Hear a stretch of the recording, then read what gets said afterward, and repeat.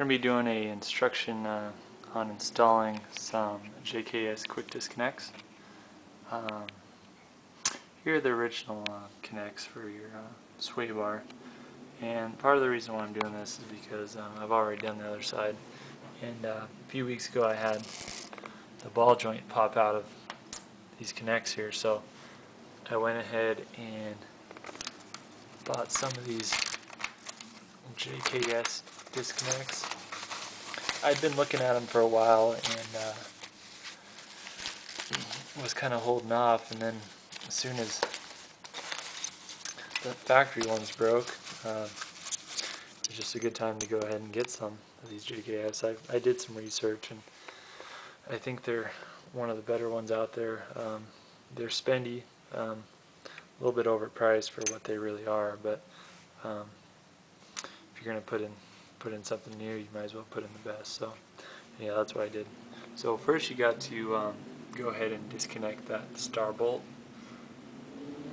and it's got a nut on the back, and then there's also a nut up here, so I'll go ahead and do that and I'll get back to you. Okay, so I'm just about done taking this top nut off here. I already took the bolt off this lower one down here, and it should just pull right out. Adjust a little bit, just like that. Now this top connect, it's pressed in there, so I recommend that you go to your auto parts store. They loan out a lot of tools, and one of the tools that they'll loan out to you is, so here's that tool I was telling you about. It's a tie-in remover. You just essentially press that out of there, so that's what we're going to do. So I just popped it out. When you press it out, it pops when it finally comes out. I ended up having to use this tool over here, and the reason why is because this tool right here was too wide in here, and it wasn't getting enough grip on the sway bar there, so it kept pulling off of it. And on the other side I actually used this one over here, but I think the reason why this one ended up working on the other side was because the ball joint had been pulled out, and so I was able to get good access in and around it. So might want to have a couple different types of pullers just in case this style doesn't work for you. Okay, so now we're ready to install the steel post here.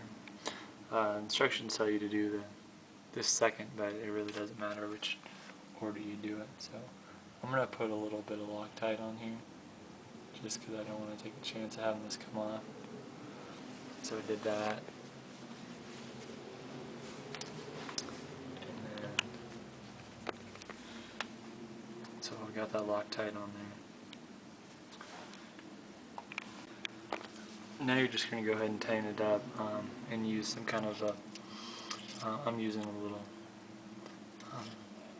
screwdriver here to hold it in place, because you want to keep this horizontal for that D-ring that goes in there. So go ahead and tighten it up. I think it calls for 40 pound-feet as far as the torque goes, so we'll go ahead and do that.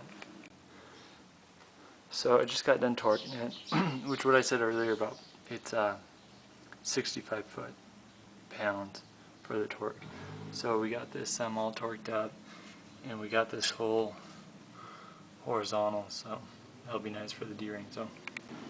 So we got that U-clip up there installed. You gotta make sure that the threads are facing the inside of the vehicle. This was torqued to 40 foot-pounds. So now we got the lower and the upper all connected, so now we just need to put the connection in there and adjust it properly. So here's the finished product. I connected the quick disconnect to the U-shaped bracket that goes up to the sway bar. That nut, or the bolt that runs through there, that's torqued at 40 foot-pounds. When you're adjusting your quick disconnects, you want to have your sway bar sit between 5 to 15 degrees. That's what they recommend. I think 13 is what they really wanted at. So anyhow, did that. Now, one of the nice things about these quick disconnects is the fact that they're adjustable. Right now my Jeep is at a factory height.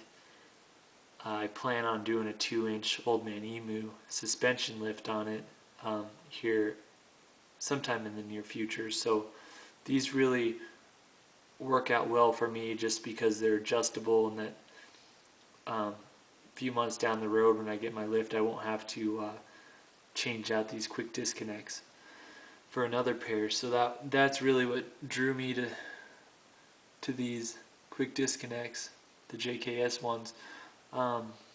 So another thing that's really nice about these is they've got the places to grease them up both on the upper and lower. Most of them that I looked at didn't have that, so lubrication is always a good thing to have. They recommend that for the first 3 months in the break-in period that you keep them well lubricated.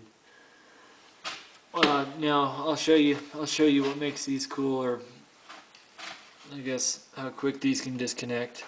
You just pop this D-ring out and then just slide them on out, and boom, they're disconnected. You'd have to do that to the other side too. And then they also come with a mounting bar that you can mount onto your frame. I haven't done it yet just because I didn't have the right drill bit in the tap, but you can put a mount here, and then you can mount it to the frame when they're disconnected, so they're out of the way, which is nice.